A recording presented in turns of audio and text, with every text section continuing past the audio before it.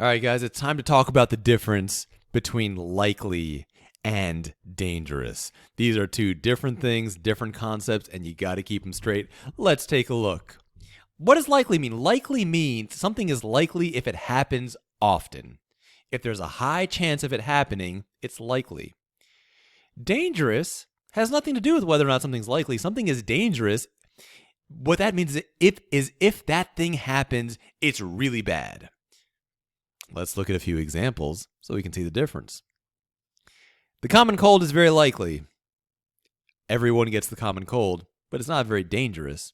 It's not a big deal if you get it. Ebola is very dangerous. It's a big deal if you get Ebola. But guess what? It's just not very likely.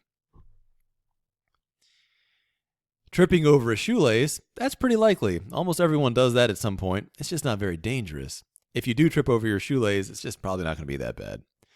On the other hand, if you fall out of a plane, that's going to be really dangerous. But it's not likely. Most people don't ever fall out of a plane. If something is more likely, that means it will happen more. So if you make something more likely than it was before, it means you're going to increase the chances of it happening. It will happen more often. It has a greater probability of happening. That's more likely. More dangerous means that if it happens, it might not happen, but if it happens, it's going to be extra bad. It's going to be worse if it's more dangerous.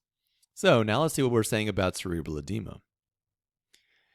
Since the symptoms of cerebral edema resemble those of ordinary mountain sickness, cerebral edema is especially dangerous at high altitudes. So what that means is there is something about being at a high altitude that makes cerebral edema extra bad. It doesn't say that it's more likely. That's not the point being made here.